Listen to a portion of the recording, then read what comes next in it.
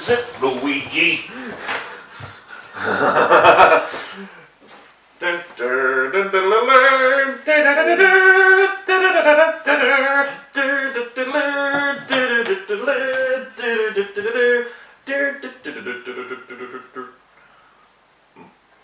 Oh, there we go.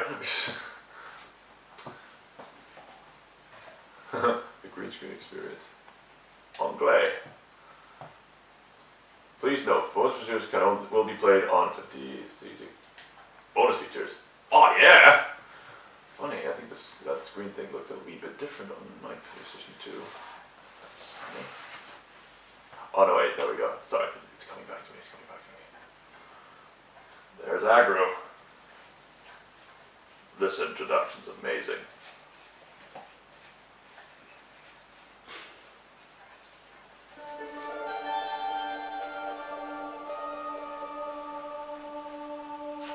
The time difference between Ico and Shadow of the Colossus was about 4 years.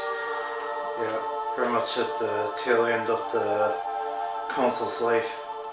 The PlayStation 2 was one of the most, well, it holds the Guinness World Record of the best-selling console of all time.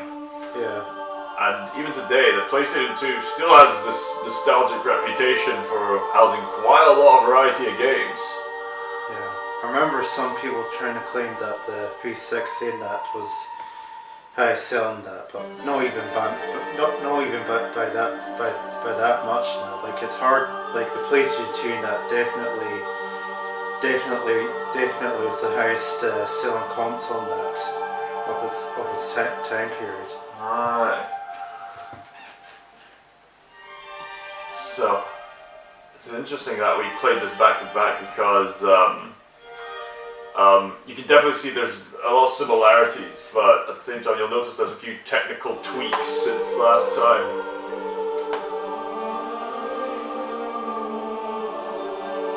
Or maybe it's just using the same engine, I don't know. I think that there's some subtle little tweaks in there that make it much more dynamic.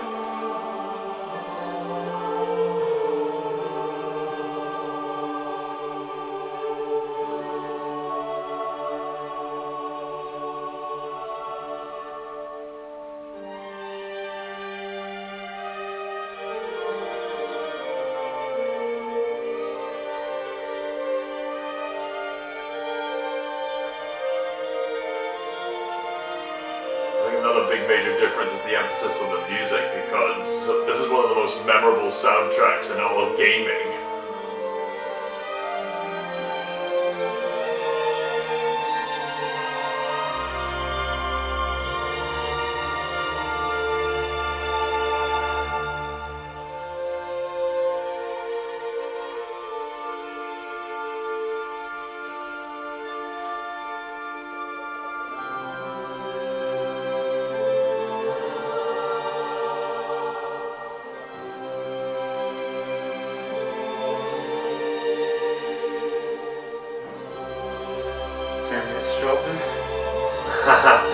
Yeah, that's another difference. You'll notice that the frame rate didn't really drop so much in Ico, but there's definitely a lot of frame drops in Shadow of the Colossus because of just how big this world is, and as well as the more enhanced physics mechanics. I imagine this would have also quite pushed the PS2 hardware. I mean, for me to really does I'm doing that. In fact, this latest game, The Last Guardian, it definitely functions well on the PlayStation 4, but that took him 9 years to make, simply to augment the AI companion of Trico. But because it took so long, I've heard it said that The Last Guardian feels like it's basically a PlayStation 4 game that plays like a PlayStation 3 game that plays like a PlayStation 2 game. Yeah, I think even like the when they sort of did a HD remaster on the PlayStation 3 and that, I think even then it only managed around about like 30 FPS and that, because even for the PlayStation 3 and that, it was still like just vast amounts of, it's just far too far too much in that to be able to cover in that a decent frame rate. Yeah. As you notice here, I've noticed that last time that with Ico it started off as a still frame, which then cuts into that. Is it just going to play the same cinematic cutscene? Yes, we did that already. We got so the title screen is much more dynamic because you see the clouds moving, as well as the wind blowing, so there's a bit more dynamism going on there. There's also bonus material that you can have making of the movie we play. Nice. There's also a galley. Ico trailer. Nice. Oh yeah, that might be because what I was saying earlier about I like this music. About how they made the special edition in that of the Ico and that. That's probably what the trailer was for. Right. You don't hear this music in the game itself. This is quite exclusive to reminiscing on the game itself. Yeah. I remember seeing these various screenshots and that from the official PlayStation 2 magazines at the time. Oh wow, look at that. I think, okay, that was clearly enhanced for the sake of magazine promotion, right? You'd only see that kind of sand particle effect with like the PlayStation 4 and PlayStation 5 era, right? Yeah. Some of them would have sort of definitely been enhanced in that. Yes. That's kind of a dirty tactic, especially with Watch Dogs, where it looks like this super amazing, serious stuff, but then in the actual gameplay, derpy simplified stuff. Yeah, and Killzone 2 as well. God, that was like, I mean, even at the time that I was just thinking to myself, like it's got to be trailer, right, and that it's just way too. The graphics were just way too good in that trailer and that, which turned out it was a trailer. Absolutely zero gameplay whatsoever. Well, to be fair, like once the game came out and that, it was kind of sort of impressive in that. Just not as impressive as the trailer itself. I wonder if we should watch the making of movie. I wonder if that's how long it's going to be. Maybe we should probably get on with the actual game itself. What am I doing? You're good. We're getting too distracted with the bonus material. Well, I mean, that's the thing, really. You're not just playing for me and that, you're playing for them as well. For you. You can look into the bonus material at your own pace and the making of the movie, which is probably linked on YouTube anyway. Yes.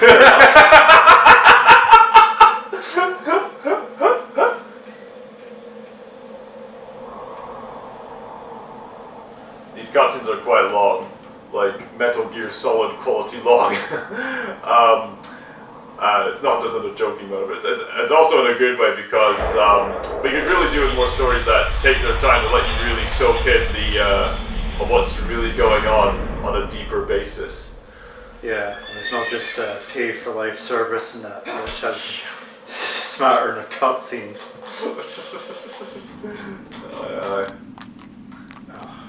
Another technical difficulty, we can still see what's going on there. With the whole base stuff, there is no turning back. Other than that, there have been some players that have attempted to get through that door to walk across the big long bridge. I think there have been some hackers who managed to succeed at that. I think it wouldn't surprise me if people on the PlayStation 4 and PlayStation 5 were also able to achieve that. Like, even to this day, people are talking about lost concepts for a certain Colossi to fight, or people are speculating, oh, look at these areas. It's kind of interesting the fact that this game simultaneously has nothing much to see, but a lot to see at the same time. The original idea was to have it so that you would fight about 48 or so Colossi in the game. Oh. The technical difficulties. But they reduced it down to 16, which probably would help with the sheer scope of the game as well. Yeah, it'll come back up. We're still seeing the sort of cathedral-like space there. There we go. Fun fact, if you manage to complete the game, you can go back to these statues with the time trial mode, and you can unlock these different items. But basically, on the whole, the game is presenting the whole thing as if to say, you're not really supposed to be here.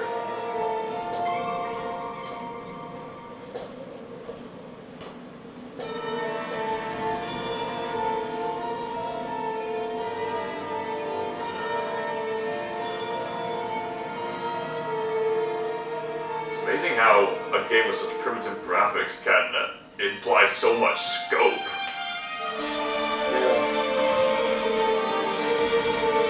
I think it's down to like the music, the slow pacing, as well as the lighting. There's something quite unique about the lighting of like PlayStation 2 and PlayStation 3 version of this game.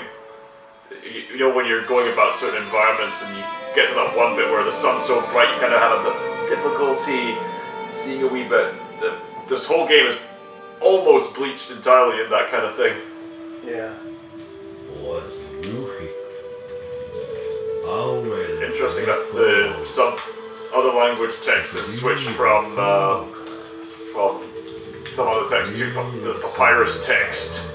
I think they made it slightly different in The Last Guardian as well. Maybe that thematically catches on to the passage of time because this is actually a prequel to Ico. Because papyrus indicates ancient scripts and stuff like that.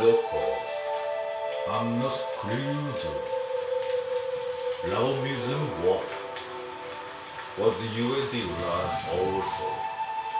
View houses in view. Equal Kizado Urola. Business was I. Always quick. You are all quicker.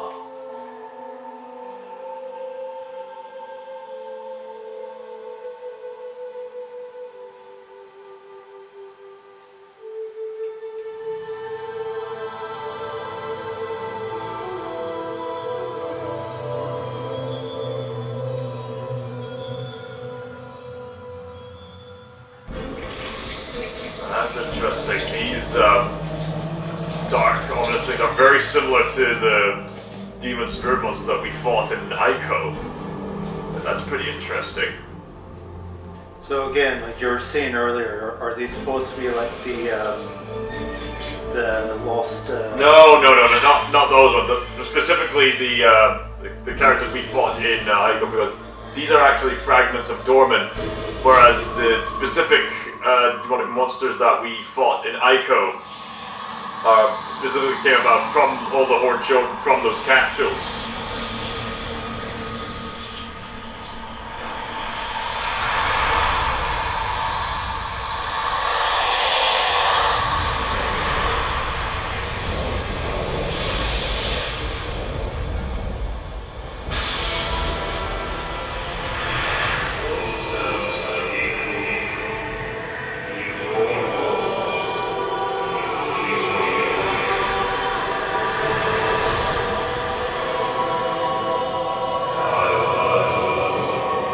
Subtle effect of Dorman's voice in that they got a male voice actor as well as a female voice actor to say the same lines at the same pace to give this Dorman some kind of otherworldly kind of feel to it. They tried doing a unique take on that in the PS4 version, but it kind of came a little bit distracting by comparison. So it's kind of like giving the idea that this being in that is it's like neither male or female. That it's just kind of like a. Well, you can interpret it that way, but I think the fact that they went to that length adds an air of mystery to it. You know? Yeah. If it leads to is.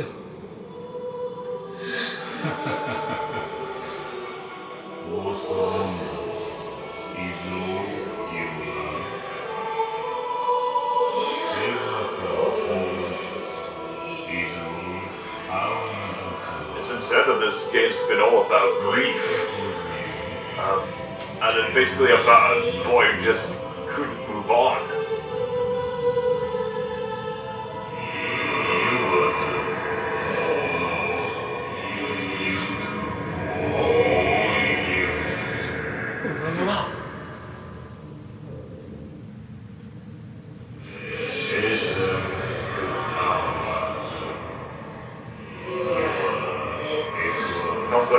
ask him. Our pet? You must find us! A shrubbery! What? Me! I was just wondering. That's not.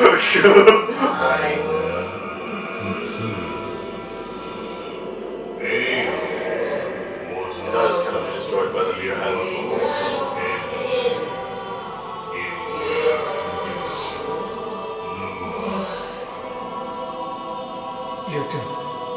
You bet, Sanada. And what am I to do? In this land there exists Colossi that are the incarnations of those idols.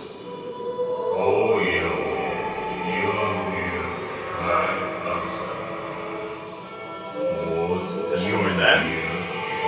Destroy the Colossi. You destroy the idols. And then, boom! Maiden's back to life. Actually, it kind of reminds me of the whole concept of like the whole concept of like the whole concept of like resurrecting the dead and that like being seen as like strictly forbidden. It's kind of similar to Full Metal Alchemist. Alright. Have you seen the show? I have yet to see that show, but I know about it, right? But basically like these two boys in that have a mother and that end up like dying of an illness.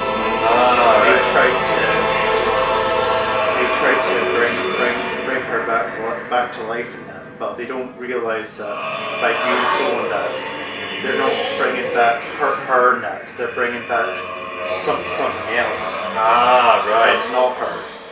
Yeah, and that's generally what happens when people try to commit necromancy. Yeah. They don't really bring back the actual soul a lot of the time. They actually bring back something else entirely. But also with necromancy and that, they have like the whole concept of the world and that is that you can't like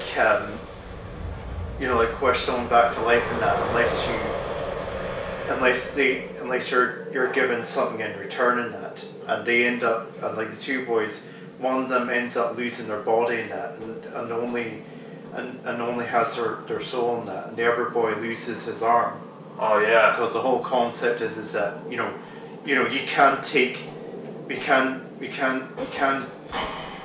can't sort of like be given. You can't take someone back to life in that, but you have to bring something. You have to give them something in return. Aye.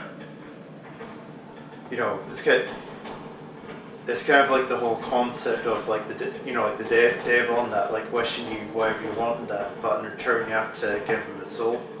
Yeah. Obviously, God encourages resurrecting people to bring people reconciliation and hope and stuff like that. So it's not that resurrection by itself is a bad thing. No, it's a wonderful thing to see your relatives back from the dead again.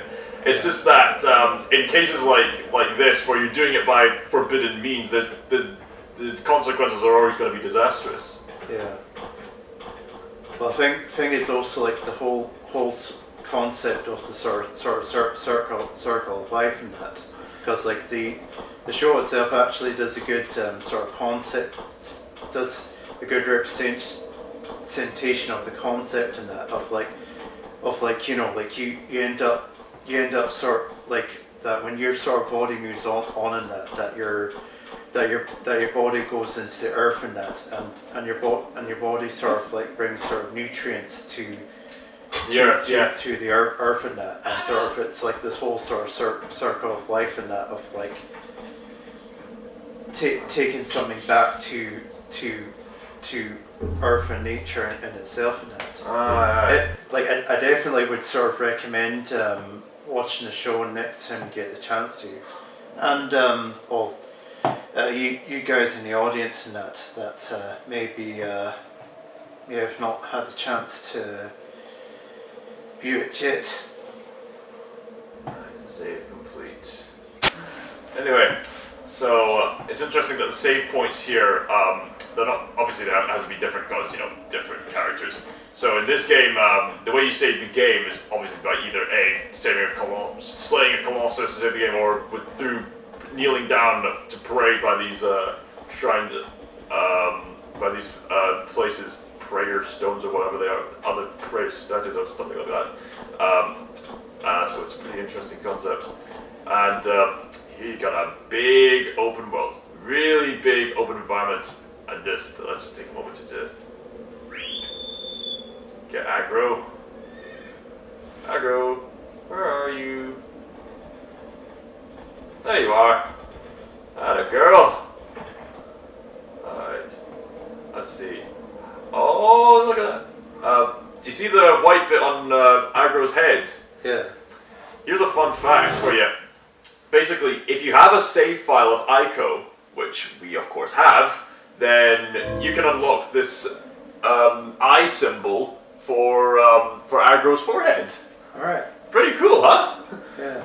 Just a wee bit of brand recognition there. Ain't that right? Atta boy, atta... I mean, atta girl, you're a lady. You're clearly a lady. There. I barely touched you there. I was actually going back to the sort of using a shrine for save points in it. I suppose there is a correlation there in that between sort of using having sort of shrines used to represent sort of save points in that. Considering that with sort of games like Resident Evil and that with the typewriter and that, or Harry Mason sort of using a sort of sketchbook and that to sort of jot down his sort of details and that, because he's like a journalist and that, and and more than that. It's kind of you kind of sort of it's kind of sort of save points that represent kind of sanctuary and that, and places that that you're sort of have peace of mind in that, and you can sort of put some sort of thoughts to rest in that there's an interesting correlation with having those represent sort of save points. Alright. Now there is a way you can actually do these really cool stunts on aggro, and I don't think people actually realize. I was able to figure this out whilst riding aggro. Okay, how does it work again? It was basically... How does it work again? I'm trying to figure this out. Oh wait, no, that's not it. I'm trying to figure this out.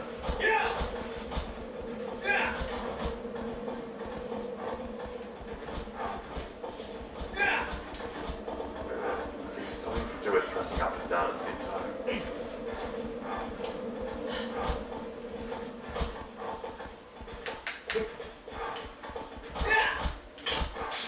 Trying to figure this out.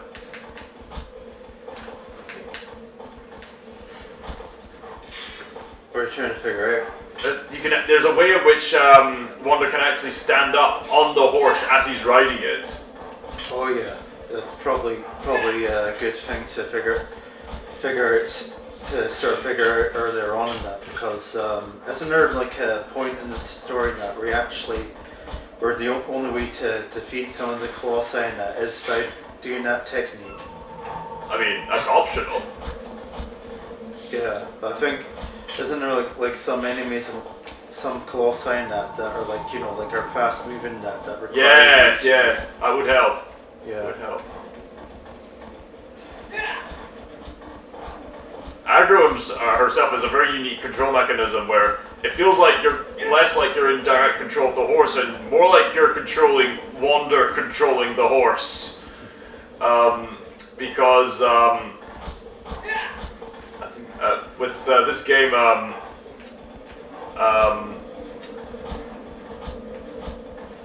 aggro doesn't immediately react to you. You have to keep kicking in order to speed up. You have to keep steering in a certain direction for her to obey you. Yeah. So it adds to the authenticity of aggro seeming like a legit character in her own right. Yeah. And basically, Fumito Ueda enhanced those mechanics for Trico to make Trico seem like a legit wild animal that you had to learn how to tame. Yeah, I think a lot of games in that like shared the same sort of like concepts in that on how to write on like on terms of like you like how sort of riding a horse and that in terms of like sort of like steering it and that, and also remembering to sort of like kick the horse and that to keep momentum up and that, like kind of similar to sort of the Red Dead Redemption games and that. Ah, really? Although I think they have like a concept where like if you do it too much to a horse and that, like the horse ends up like dying due to exhaustion. Oh gosh! So there's a way of adding to the experience. So you kind of have to like sort of keep a balance of like, you know, making sure that the horse has enough momentum, but not too much momentum, so that you end up killing the horse. There's a unique mechanic. Or I can't remember because I remember there was like a similar game that came out on the PlayStation 2 that was like kind of considered like a predecessor to Red Dead Redemption games. Revolver? A game called Gun and that. Alright. And it was basically Red Dead Redemption before Red Dead Redemption, and it had like a summer mechanic where if you sort of like ended up kicking the horse too much and that, you end up having the horse die in that. Oh gosh. It's a bit annoying because like I never actually managed to get to, because like there was like a tutorial on how to ride a horse and that, and near the end of it, and yeah, you ended up having to sort of race a guy in that before you ended up completing the tutorial in that. But I never managed to complete it in that because they always ended up beating me in that. And if I tried to outpace him and I ended up killing the horse in that and failing the task in that. So. Alright.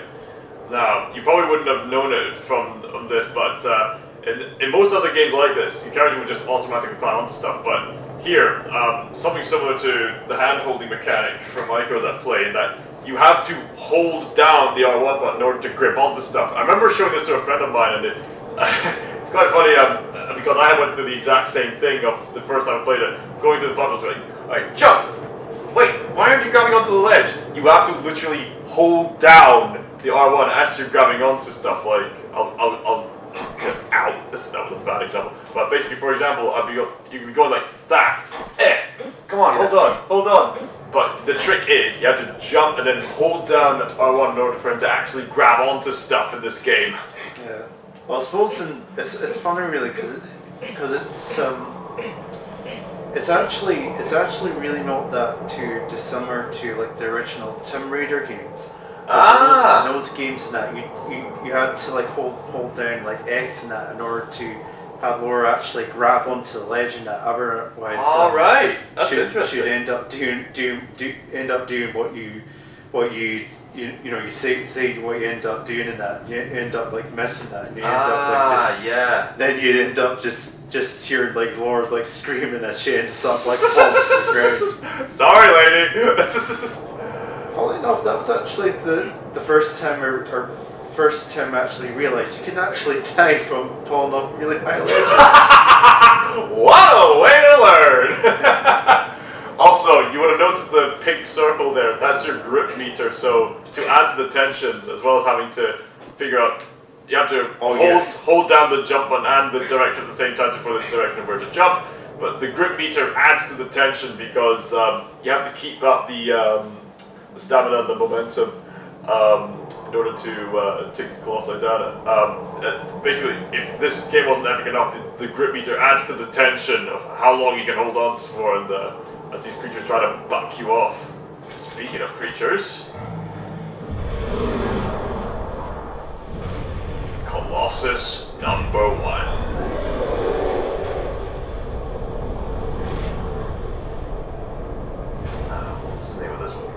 Colossus don't have any official name, but they do have these names. I think either code names or something else.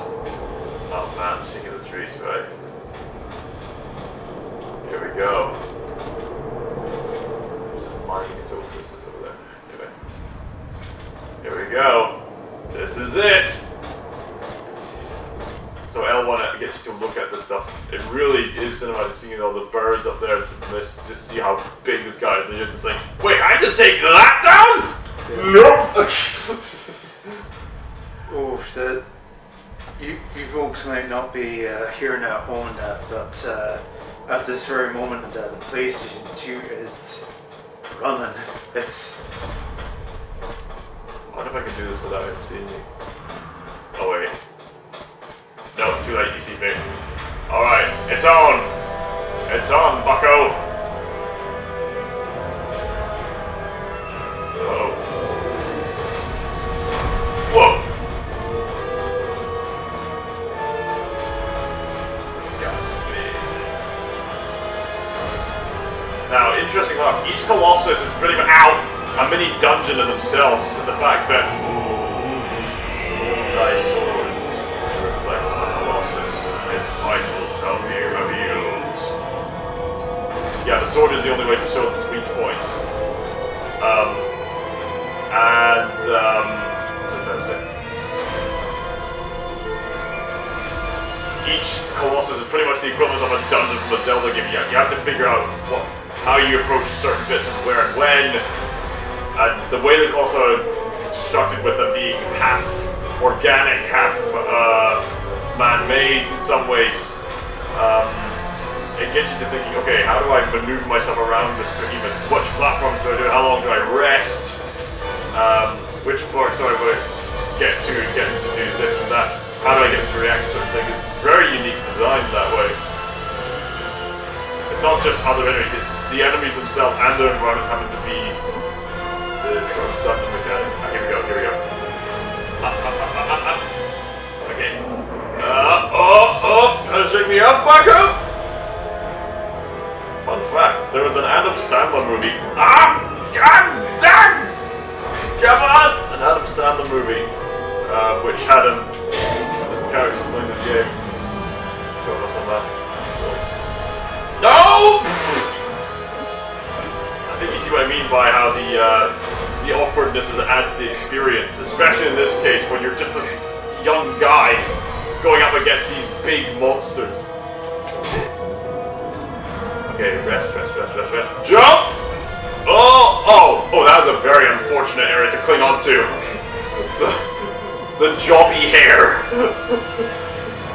Of all the places to get on, talk about dirty hands. Get up, boy! Get up! Get up! Get up! You're gonna run out! Come on! Okay, rest. You can increase your stamina by finding these white-tailed lizards!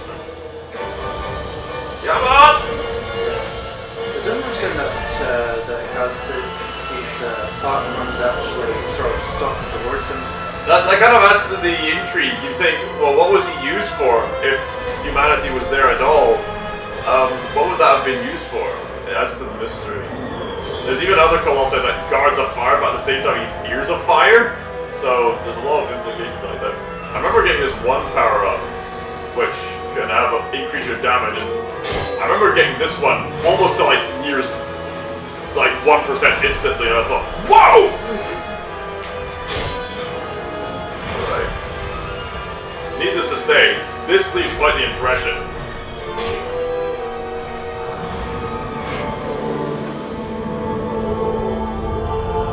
The music choice here is very interesting, because obviously we're so used to triumphant music, like most basic example, Final Fantasy VII.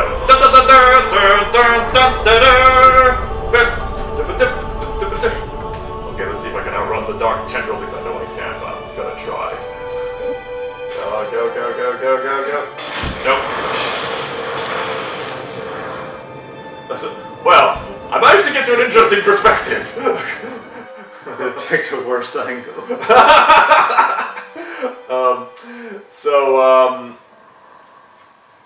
What was I trying to say again about the? I lost my train of thought. Oh yeah, the music, yes. So instead here, the music is actually quite mournful, as if to suggest you just killed off a creature that was minding its own business. There was something quite majestic, kind of sacred about these creatures, and you just killed it. So it's an interesting line of thinking. I mean, you could have easily... Music defines a lot when it comes to games. It can make a difference between whether something's happy or sad. It's amazing how a context of any given scene can be changed just by changing the music.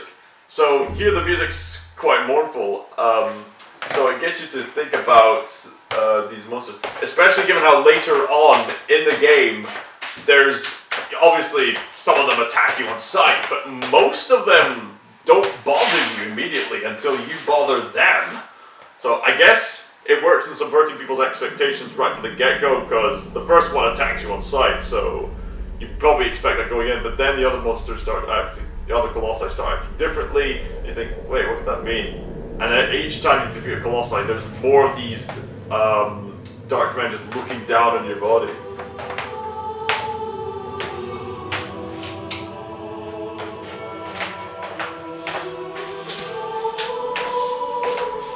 I don't know if you noticed, but Wander starts off fairly rosy-cheeked. Yeah.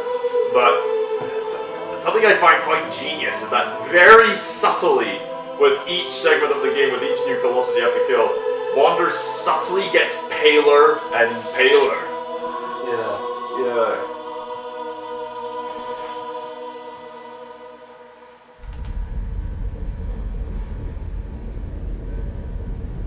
Honestly, the jump between PlayStation 1 and PlayStation 2 was quite the jump.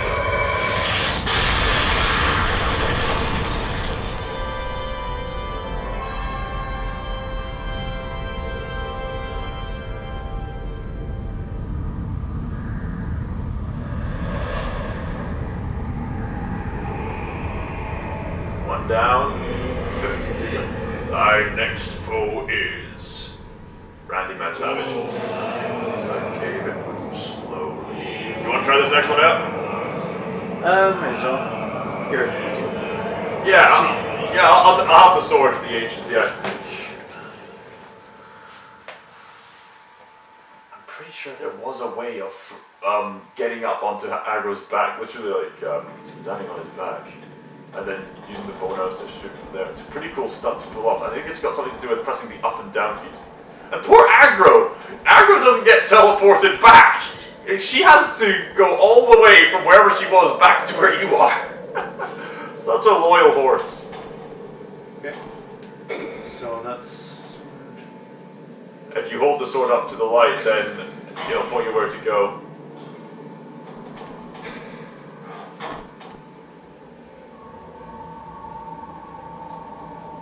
It'll narrow down when it gets in the right direction.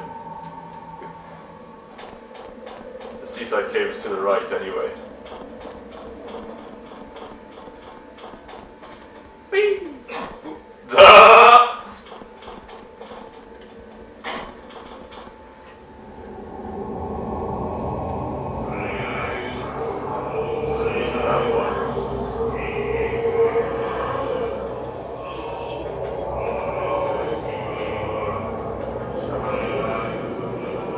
Shall be healed. Oh, it actually heals you up. Oh, I didn't know that. Huh.